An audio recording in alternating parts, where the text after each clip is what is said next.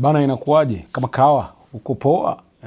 Leo ni siku nyingine nzuri kabisa, siku ya Ijumaa. Tunakutana tena kuzungumzia mambo ya kiburudani, na kama unavyojua wasanii wanazidi kufanya kazi, na kwa sababu mwaka 2025 uliisha kwa mambo mengi sana na kulikuwa na changamoto nyingi sana kimuziki, so wasanii wengi hawakumaliza mwaka vizuri, na ulipoanza mwaka 2026 kila msanii amekuwa busy, amejikita kufanya kazi yake kwa namna yake, kwa level yake, na kila mtu anajaribu kusukuma ili kuendana na spidi ya watu. Sasa hivi mjua muziki, kila mtu anajaribu kufanya biashara ya muziki kivyake. Unajua pia the more unavyotoa ngoma ndio more unavyopata numbers, na the more unavyoingiza hela, na the more unavyoendelea kuzungumziwa. Sasa siku wa jana Diamond na Jux wametubless na ngoma nyingine inaitwa Joy. Hii ni ngoma mpya ya Diamond ambayo kaiachia usiku wa jana, inaitwa Joy.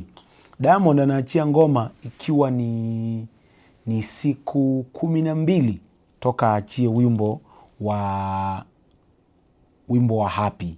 Ni siku 12, yes, toka aachie wimbo wa Happy, na ambao wimbo unaendelea kufanya vizuri.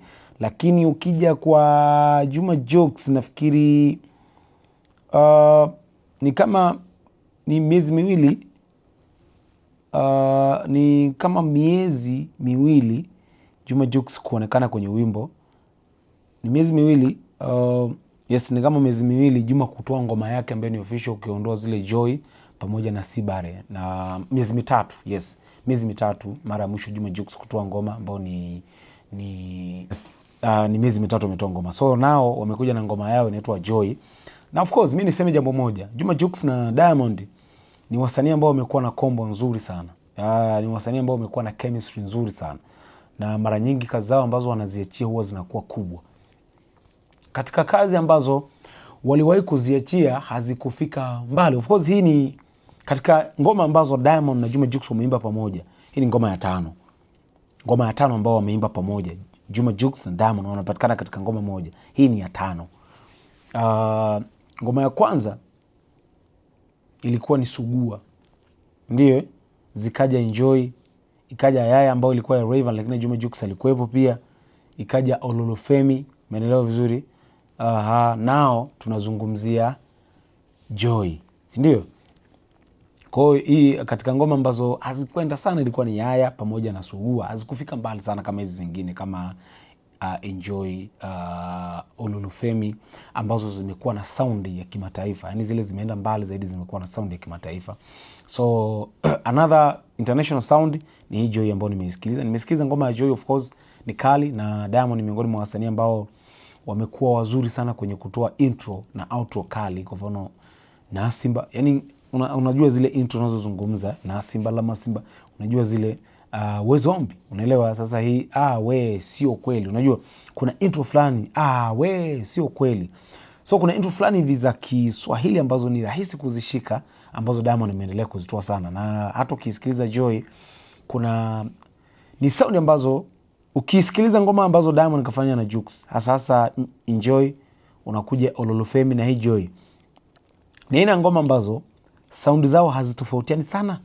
Yani sound zao zinapishana kidogo. Ni ngoma za kuchezeka, unaelewa vizuri, ni ngoma za clubs, ngoma za kuchangamka. Hata namna ya melody ni aina ya melody moja, flow moja. Yani sio ngoma ambazo zinatofautiana sana sound zake. Sound fulani hivi za kuchangamka, lakini even hata melody sio kwamba zinatofautiana sana, zinafanana, na ni nyimbo ambazo wao wanajua aina gani ya muziki wa kufanya huo unafika mbali zaidi wao, na huwa wanafanya na producer Esto Keys, umeelewa? So ni nyimbo ambayo nzuri kwangu mimi, nzuri, ina sound ya kimataifa vizuri kabisa. Na mimi sijui kwa nini Diamond amekuwa na haraka ya kutoa ngoma. I don't know, sijajua, labda kuna kitu ambacho kinakuja, maybe shows au nini, sijui kwa nini jamaa amekuwa na haraka sana ya kutoa ngoma, ikiwa siku 12 tu toka aachie ngoma ya Happy, na still bado inaendelea kufanya vizuri. Mimi na of course na faida na hasara zake. Faida zake kutengeneza numbers, unaelewa vizuri. Faida yake nyingine kuendelea kuzungumziwa. faida yake nyingine kuongeza interaction, muziki wako kuendelea kuzungumziwa. Lakini hasara nyingine ni kwamba unashindwa kuacha gap kwa nyimbo moja kwenda nyimbo nyingine. Wimbo wa Happy ni wimbo ambao still ulikuwa unaendelea kufanya vizuri. Tuache uongo. Ni wimbo ambao unaendelea kusikilizwa na kufanya vizuri. Na mimi nakumbuka maneno ya meneja wake Salama SK, aliwahi kuzungumza jambo moja. Akasema nyimbo nyingi zinashindwa kufanya vizuri kwa sababu hazipewi nafasi ya promotion. Nyimbo nyingi zimekufa, nyimbo nyingi kubwa zimekufa kwa sababu hazipewi promotion nzuri. Na hiyo ni kweli. Nyimbo nyingi za wasanii wengi zimeshindwa kufanya vizuri kwa sababu promotion ni ndogo. Promotion ikiwemo kuacha gap katika nyimbo moja na nyimbo nyingine. Yote ni ushahidi. Sasa moja ya wasanii ambao huwa wanafanya promotion nzuri na kubwa na kuzipa gap nzuri nyimbo zake ni Diamond. Yaani huwa anatoa gap nzuri kwenye nyimbo zake na huwa anafanya promotion kali, ikiwemo hata kuandaa shows.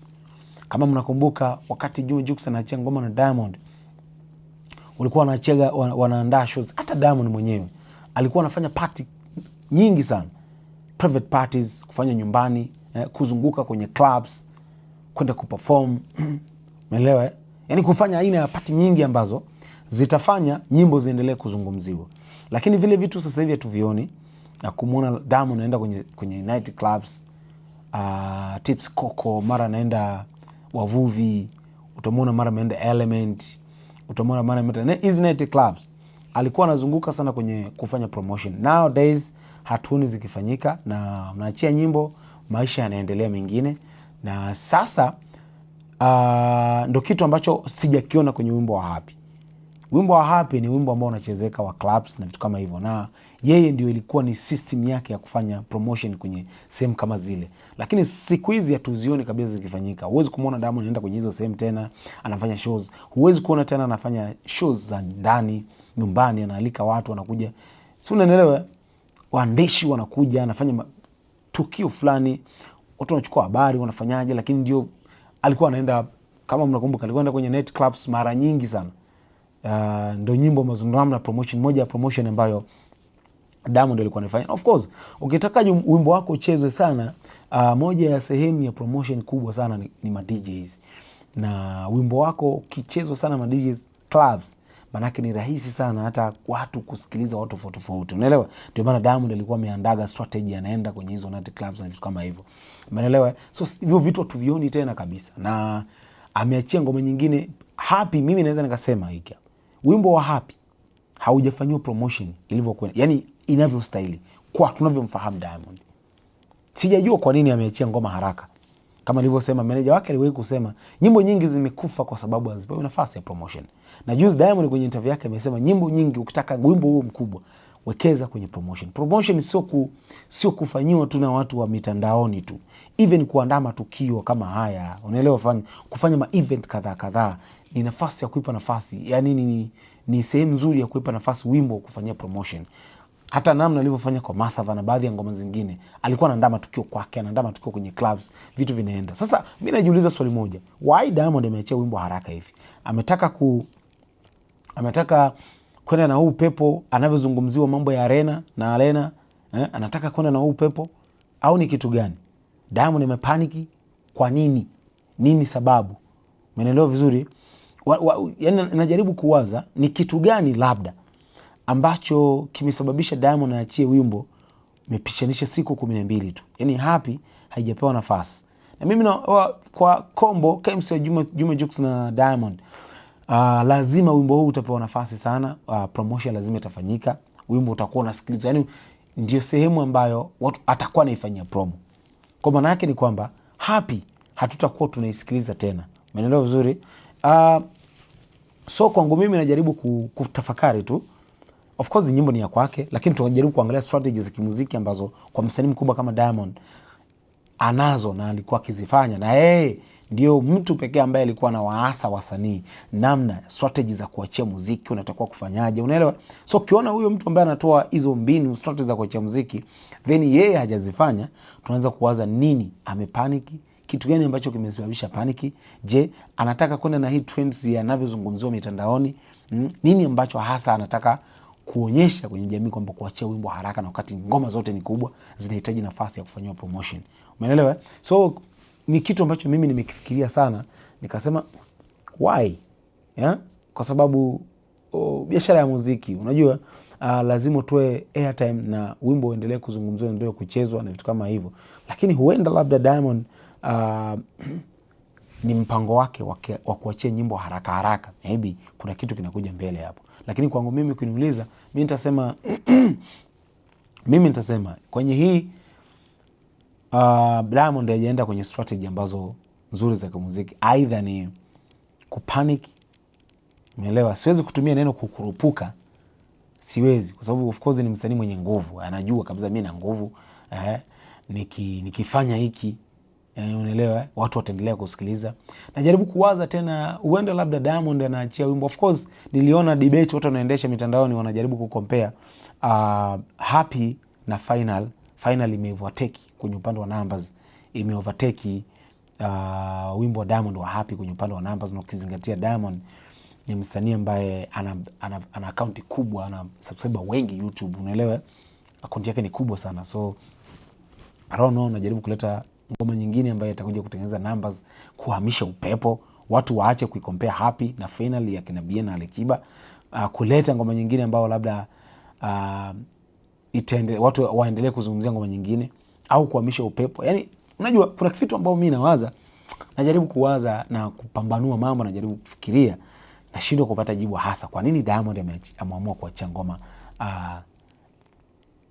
haraka hivi. Of course sound ni nzuri ya Joy, sound ni kali, na mimi naamini itafika mbali kwa ukubwa wa Diamond, kwa ukubwa wa Juma Jux. Na mtu kama Juma Jux amewini soko la Western Africa, unaelewa vizuri. Diamond ni msanii ambaye ni mkubwa barani Afrika, wakiunganisha chemistry yao itapewa nafasi, itazungumziwa, itachezwa, unaelewa vizuri, itafanywa promotion kwa sababu wasanii wote ni wakubwa, itafika mbali. Kwangu mimi naona ni wimbo ambao utaenda mbali kama watawekeza, kama hawataupandishia ngoma nyingine kama Happy. Na hata ukiangalia ngoma za Juma Jux na Diamond huwa zinapewa nafasi ndefu sana, unaelewa vizuri, imetoka audio, na wao huwa wanawini sana kwenye upande wa video. Ukiangalia ngoma zao, ngoma pekee ambayo ilikuwa kubwa hata before ya video ilikuwa ni Enjoy. Enjoy ilikuwa kubwa hata before ya video. Even Ololufemi zilikuwa ni kubwa hata kabla ya video. Alivyoachia video zinaendelea kukuza ngoma, umeelewa? So nategemea hata hii ngoma ya Joy of course itasikilizwa sana, itatrend sana. Wataanza kufanyia challenge, mnavyofahamu Diamond ataanza kutengeneza clip za kutengeneza challenge, na kama unavyoona ameweka picha dance challenge ya picha ambayo amena wigi tena, unaelewa, ameshika maua. So mimi naamini itafika mbali sana. Na moja ya kitu ambacho Diamond amewini ni kwanza kufanya ngoma ambazo anatoa maneno ambayo ni very easy kuyakaririsha. Yani kuna aina ya mistari fulani, verse fulani rahisi kuzishika. Pili, huwa anajua kuandaa dance challenge kali. Ukiangalia ngoma ya Happy ile ya kutumia picha, unaelewa vizuri, imeenda sana. Na naamini kupitia hii ngoma ya Joy kuna dance challenge itaandaliwa kali ambayo itafanya ngoma iende sana. Hiyo ni vitu ambavyo Diamond ni master of hivyo vitu. Dance challenge lazima ziwe kali, najua kuziandaa sana. One thing nizungumzie kwenye hii ngoma, Juma Jux kaua sana kiukweli. Yaani sikutarajia, siku-expect kwamba nitakuja kusikia Juma Jux katoa verse mkali. Verse ya Juma Jux ni kali. Of course verse ya Diamond ni kali sana. Lakini Juma Jux amejaribu kuonyesha ukomavu. Unaelewa? Mara nyingi verse za Diamond huwa zinakuwa kali sana. Lakini this time around nimejaribu kuisikiliza verse ya Juma Jux ikiwa strong. Hata uandishi wake, namna anavyobadilika, namna anavyoongeza baadhi ya sound ladha kwenye verse yake, imekuwa ni strong sana. Amejaribu kupambana na Diamond kwenye ngoma. This time nimemwona Juma Jux kakaza. Hata of course kwenye ngoma za kama Enjoy, Ololufemi amekaza sana, lakini still bado kwenye ngoma utamsikia tu Diamond verse yake anafanya vizuri, vionjo vyake vinafanya vizuri, unaelewa vizuri. Lakini kwenye hii Joy nimemwona Juma Jux kuonyesha ukomavu wa hali ya juu sana. Verse yake pia kali, yani ukitaka kuzipambanisha, yani ya Juma Jux men kaua, yani kiukweli verse yake nimeisikiliza ni kali. Na kuna aina fulani ya, si nitumie neno gani, ya ka sound melody, kuna aina fulani waga kama titi borani, yani hata ukisikiliza Joy kuna kisaundi fulani mwishoni huwa wanachangamka sana, yani huwa wanasababisha watu wengi wafanye challenge.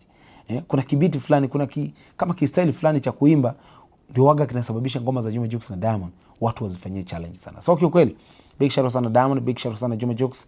Hii wanakuaga na chemistry nzuri sana na hii ngoma itafika mbali sana kwa ukubwa wao. Ni wasanii ambao wanafuatiliwa sana. So nafikiri tuendelee kuipa nafasi na asipandishie ngoma kama alivyopandisha Happy, kwa sababu mimi naweza nikasema Happy still bado ilikuwa inahitaji muda, yani bado ilikuwa inahitaji muda wa kupewa nafasi, lakini anyway ndio mipango yao. Tuendelee kuisikiliza, tuenjoy muziki mzuri, na hao ndio wasanii wetu wa Bongo Flava. Ciao.